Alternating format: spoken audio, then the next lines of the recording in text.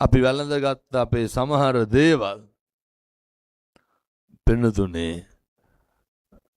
ඒවම නෙමේද අපිට ඔය දුකකට හේතු වෙලා තියෙන්නේ. කාලෙකදී අපි හොඳයි කියපුවා නෙමේද ඔය අපේ ප්‍රශ්නෙට බලපාලා තියෙන්නේ. කාලෙකදී අපි සුදුසුයි කියපුවා නෙමේද. වතුර එපා. අපි කාලෙකදී බොහොම සෙනෙහසින් බොහොම කැමැත්තෙන් ගත්තුවා තමයි අර එන්න මොකද වෙන්නේ? උදාහරණයක් විදිහට අපි කසාද බඳින්නේ කොච්චර සතුටින්ද? දැන් මේ අම්මලාගෙන් ඇහුවොත් එහෙම දැන් ඉන්න බැඳලා ඉන්න තාත්තලා මතු මත්තටම පතනවද කියලා පතනවද? මගේ දැන් ඉන්න ස්වාමියා මට නිවන් දකින්නකම් හම්බයන් කියලා. මොකද ඒ කට්ටිය ඔළුව දෙපැත්තට වනන්නේ. මේ තාත්තලාගෙන් ඇහුවොත් එහෙම දැන් ඉන්න මගේ බිරිඳ හාමුදුරනේ දැන් ඉන්න කෙනාමයි නිවන් දකින්නකම් පතනවද ගෙවල් වල නෑ. මොන පැතුම්ද? ඔය මේ අම්මලා වැඩිපුරම මම මේ කියන්නේ අපි අර මේ කාලෙකදී හැම එකක් මෙහෙමයි වෙන්නවද? නඩත්තු කරපු අපි හොඳයි කියපු අපි ආදරෙන් බලාගත්ත අපේ කෙස් ටික මොකද වෙන්නේ? නේ අර වෙනස් වෙනවනේ. අපි නඩත්තු කරපු අපේ ශරීරය මේක වෙනස් වෙනවා, විපරිණාම දුකටපත් වෙනවා. එතකොට කාලෙකදී හොඳට හිටපු අපේ ප්‍රියතමය මොකද වෙන්නේ? වෙනස් වෙනවා. වෙනස් වෙන්නේ නැද්ද? දරුවෝ වෙනස් වෙන්නේ නැද්ද? පෙම්වතා වෙනස් වෙන්නේ නැද්ද? පෙම්වතිය වෙනස් වෙන්නේ නැද්ද? මට කියන්න මේ ලෝකෙ මොකක්ද වෙනස් වෙන්නේ නැත්තේ? දැන් මේ අම්මලා වැඩිපුරම කුණුහරුපෙන් බැනුම් අහලා තියෙන කාගෙන්ද? මේ පැත්තේ බොනවද නැහැ? නැතු ඇති. මෙහෙ හොඳයි. ඔයත්තුන්ගේ රියැක්ෂන් වලින් පේන්නේ මෙහෙ තරම් වෙන කොහෙවත් බොන්නේ නැහැ කියලා. මං හිතුවේ ඇත්තටම නැතු ඇති කියලා වුණා මේ. මේ අම්මලා වැඩිපුරම බැනුම් අහලා ඇත්තේ සෙනෙහ බර කසාද ස්වාමියාගෙන් නෙමෙයිද? අල්ලපු මේ අම්මලා දැන් මේ වෙනකොට කී ගමනක් විතර වේසි කියලා බැනුම් අහලා තියෙනවා. අර මෙහෙ බොන්න නැති හින්දා නැතුව ඇති බොන පැති වල ටිකක් වුණා වැඩි. අය පාරේ යන මිනිස්සු බයිනවද? කවුද බයින්නේ? තාත්තලාගෙන් පොඩි ප්‍රශ්නයක් අහන්නද? හපංකම් ඈ. කාටද මම මේ කියන්නේ? තාත්තලාට. මේ ශබ්ද විකාශන යන්ත්‍ර ඇහෙන මානේ ඉන්න ඒ පියවරුන්ට උපහාර දක්වන්න යන්නේ. දැන් තාත්තලා කල්පනා කරන්න ඕනේ මං කියන්නේ පින්නතුනේ මේ අපි ඔය ඔහොම හැසිරුණාට මේක එහෙම ඇති දෙයක් නැහැ. මේ වෙනකොට කී ගමනක් විතර කුණු හarpෙන් බැලලා තියෙනවද බිරිඳට? දෙපාර. ඊට වැඩියද මං හිතන්නේ. මොන්න බැනුම්ද තඩි ගහලා ඇති ඉස්මයන්ට. හපංකම. මේකත් අහන්නේ තාත්තලාගෙන්මයි. ළමයි ඉන්න ඕන ළමයින්ගුණුත් ඇහියකි. අම්මලා තාත්තලා හපංකම්. ළමයින්ගෙන් ඇහුවොත් එහෙනම් පුතේ වැඩිපුරම කුණුහර පහලා දින්නේ කායෙන්ද කියලා. දෙමව්පියන්ගෙන් කියේ. ළමයිට පිටේම කුණුහරප කියනද ඇවිල්ලා? තාත්තලා මේ වෙනකොට කී දැන් ඔහොම බණ අහන ගමන් මොකද කරන්න ඕන? හදවතට තට්ටුවක් දාලා හාඳුරු අහනවා මේක ඇත්තද බොරුද? රද සාක්ෂිය නෙපින්නතුනි වටින්. මම මේ වෙනකොට කී ගමනක් විතර දරුවෝ ඉස්සරහ මගේ බිරිඳට කුණු හarpෙන් බැලලා තියෙනවද? බැනලම නැත්. නැතු ඇති. ඔය මේ වෙනකොට කී ගමනක් විතර දරුවෝ ඉස්සරහ නේ බොයි අරක්කු බීඩි සිගරට් බීල්ලනේ නටන නාටකන් සේරම කවුරු ඉස්සරහද? තියන බලු ගතිය කියන්නේ ඔය මම මේ දොස් පරොස් කියනව නෙමෙයි හොඳ. ඒවා මහ කැත වැඩ. කෙලලා අපූර්වට කෙලලා කියන්නේ මේ. බීලා අපූර්වට පාර එනවා. පොලිසියට ටෝක් කරනවනේ නොබීපු ගානට. ගෙදරට ගොඩ වෙච්ච ගමන් අම්මෝ සත්‍යයනේ. කාටද හපන් කම්පාන්නේ? ඔය හයිබ්‍රීඩ් ගති තියාගන්න එපා. පැහැදිලිද? හොඳ පෞරුෂයක් තියෙන තාත්තා කෙනෙක් වෙන්න ඕන. හොඳ අභිමානයක් තියෙන තාත්තා කෙනෙක් වෙන්න ඕන. ඒ පෞරුෂය, ඒ අභිමානය රැකෙන්න ඕන, රැකගන්න ඕන පින්නතුනේ. බණින්න එහෙම නෑ 10ට ආවනම් අවුව නෑනේ කියලා. පින්නතුනේ අද තව ධර්ම දේශනා 3ක් තියෙනවා. ඒ කරලා රෑ 10ට දොරමඩලාවට යන්නත් ඕන. පියවරු එකටම ඔය පෞරුෂය රැකගන්න. ඊට පස්සේ අම්මලා ඔය අභිමානය, ඔය පෞරුෂය රැකගන්න. මේ වෙනකොට කී ගමනක් විතර දරුවන්ට කියලා තියෙනවා තොපි හැදුවට වඩා හොඳයි නිකන් හිටියනම් කියලා.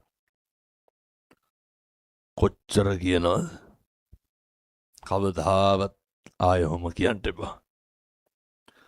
පින්නතුනේ මේවත් එක්ක තමයි කලකිරීම, දුක, කනගාටුව ඇති වෙන්නේ පටන් ගන්න. ඔය ගෙවල් වල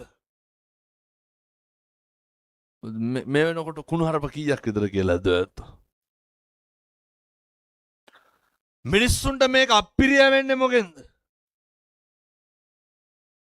බුදුරු උගන්වන්නේ වාචාය සංවරෝ සාදු.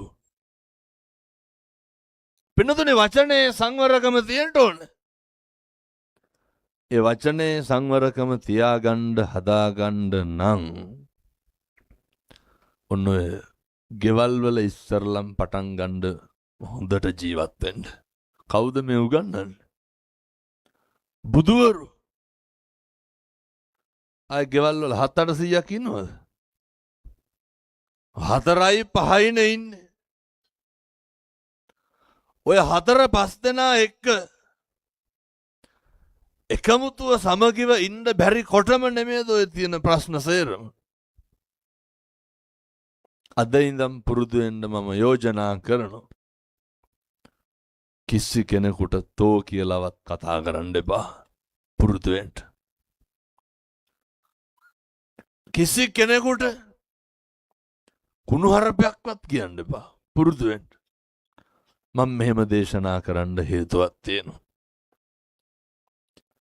ඉපදෙච්ච අපි පින්නතුනි මේ නිරන්තරයෙන් ජරාවට පත්වෙන්න ඉන්නෝ.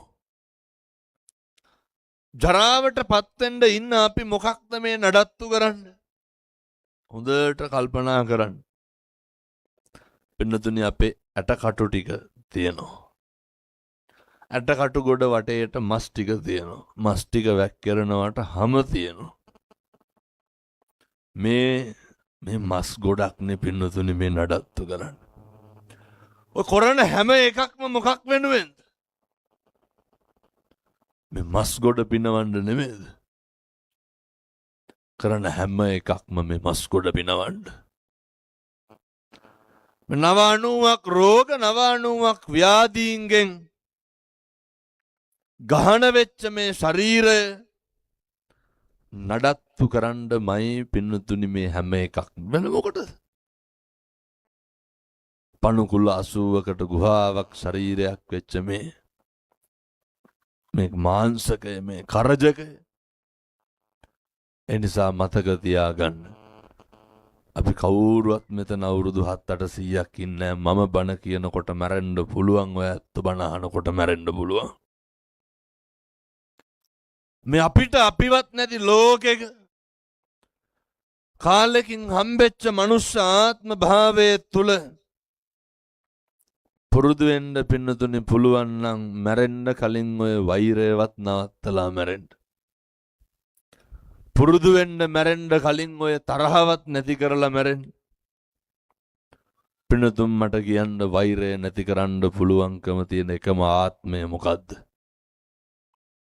මනුෂ්‍ය ආත්ම භාවයේ විතරයි. පින්නතුනි මේ ආත්මයේ තුල මේ වෛරක්කාරකම මේ තරහ ගතිය නවත්ත ගන්න බැරි වුණොත් එහෙම බරපතල ගැටලුවක් මතුවෙනවා. ඔය මට කියන්න අපේ තරහකාරයෝ වෛරක්කාරයෝ උපදින්නේ අපේ ළඟින්මද ඈතින්ද? පින්නතුනි ළඟින්මයි උපදින්නේ. සංසාරේ කරපුවා කියපුවාගේ හැටියට තමයි ඔය දැන් පොඩි උදාහරණ මං අර බටපොළ බණකට ගියා. අර පහුගිය දවස්වල හාමුදුරනේ අර අවුරුදු 5ක පොඩි එකෙක්ගේ බෙල්ල කපලා දාලා තිබ්බේ. කවුද කැපුවේ? අම්මා.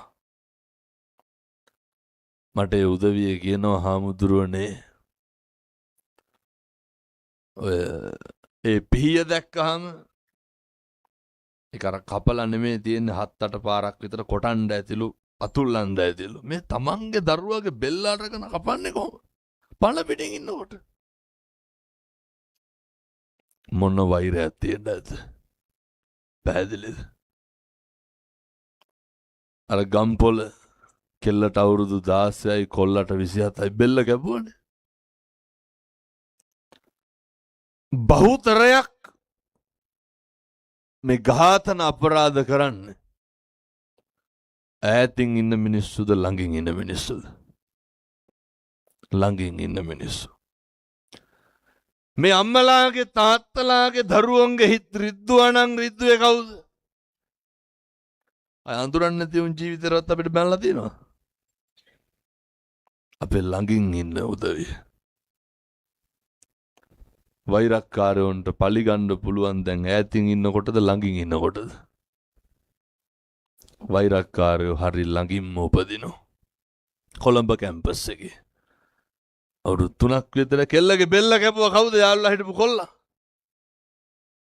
යටිනෝර සභාවේ විපක්ෂ නායක බිරිඳයි ලොකු දුවයි දෙන්නගෙන් බෙල්ල මිරිකලා මරලා බෙල්ල වල දාගත්තා. කවුද? බෙන්නතුනේ සමහරු කියනව නේද තොපි කනවා කියලා. කියනව නේද සමහරු මරාගෙන මැරෙනවා කියලා. කට තිබ්බ පලියට කියවන්න යන්න එපා. මේ පැත්තේ කොල්ලෝ ගංජා ගහනවද නැහැ? මේ හොඳයි. බොන්නෙත් නැහැ, ගංජාත් නැහැ, මොකවත් නැහැ. ඔය සමහර මම මේ තරුණ දරුවන්ට කියන්නේ හොද්දට මතක තියාගන්න. කවදාවත් කටට නෙව්වා කියවන්න එපා. අපේ තාත්තලා මතක තියාගන්න. පේනව නේද රම්බපාලිට වෙච්ච දේ? කල්ප 30ක් ගණිකාවක් නේ. මේ අර මෙහෙණින් ආන්සයට වේසි කියලා බැන්න සෙම ගුලියක් හැලිච්ච හින්දා. ඔච්චරයි. දැන් මේ තාත්තලා ඔය කුණුහරුප කියලා ඔච්චරද කියලා තියෙන්නේ. කුණුහරුප පල්ල ඇති පගෝදි ගණන් මේනකොට. එක වචනයකට කල්ප 30ක් දුක් විඳා. බුදුවරු උගන්වන්නේ භාසතිවා කරෝතිවා යමක් කියයි නම් හෝ කරයි නම් මිනිස්සු කරපුවා කියපුවා තමයි පින්නතුනි අපේ පිටිපස්සෙන් එන්නේ. හැම වෙලේම මහා 이르දිමත් භික්ෂුන් වහන්සේලා අතර අග්‍රස්ථායක කවුද? මුගලන් මහරහතන් වහන්සේ. මේක දේශනා කරන්න හේතුවක් තියෙනවා. මෙහි ඉන්නවද අර ඊර්ෂ්‍යාකාර මිනිස්සු නැහැ? මේ හොඳයි. කිසි ප්‍රශ්නයක් නැහැ. ඔය මෙහි ඉන්නවද ගතු කියන කේලම් කියන පද හදන මිනිස්සු? නැත්තන්ට මතක් වෙන්නේ නැති අපේ ගමේ අහවලා ආයේ කියලා. මේ ඉන්නවද අර 119 ගහන්නේ උන් ඉන්නවද හැම එකටම? මේ හොඳයි. මොකවත් නැහැනේ. මිනිස්සුන්ගේ ඔය හදානම් ගන්න ඕන එකක් තමයි අර ඊර්ෂ්‍යාව කියන්නේ. පින්නතුනේ පුපුරනවනේ. රාෂ්ට්‍රස්ම හම්බෙනව නේද මේ පැතිවල? තියෙනවනේ. සමෘද්ධිය කියලා දුන්නේ ඉස්සර. මැරෙනවා කවදා හරි ඕක හින්දා බලන්නකෝ. ඇයි? ආයිතින් මේ අපේ පැතිවලින් කවුරුවත් රට යනවා නම් තානාපති සේවයට යන්නේ නැහැ නේ ගෘහ සේවයට නේ යන්නේ. ගියපු ගමන් පෙස්සන් ගහනවා අහවලාගේ ළමයා රටලු ඉන්නේ දෙන්න බාලු. පුදුම රුදාවක් නේ තියෙන සමහරුන්ට අනුන්ගේ දේවල් හොයන්න. හොරෙන් පතලක්වත් කැපෙයිද? පුදුම විදිහට කාණුවක තියෙන වැලි ටිකක් ගන්න බෑනේ. තේක්ක කොපුඩක්වත් කපන්න පුළුවන්ද?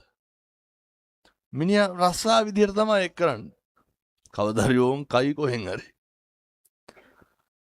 අනේකගේ දියුණුව අනේකට ලැබෙනව දැකලා